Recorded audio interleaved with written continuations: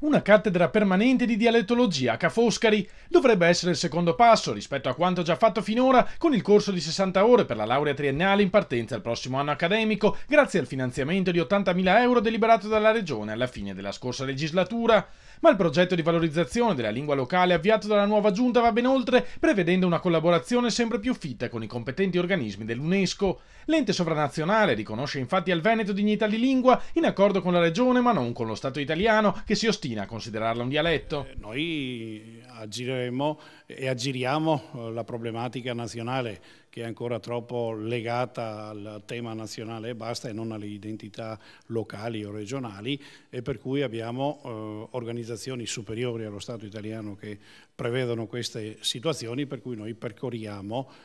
queste strade. Le prime tessere di un mosaico molto più ampio e di cui dovrebbe far parte anche un vecchio cavallo di battaglia del governatore Zaia, l'insegnamento della lingua veneta nelle scuole. La riforma Gelmini, spiega Stivale, apre grandi opportunità in tal senso e all'interno della nuova giunta si è già cominciato a parlarne. Insieme alla collega dell'istruzione faremo un ragionamento identità veneta e istruzione affinché non solo in questo primo passo dalle università, anche le scuole, e quindi dalla primaria alle scuole superiori ci sia lo spazio per l'identità veneta e quindi per la lingua veneta.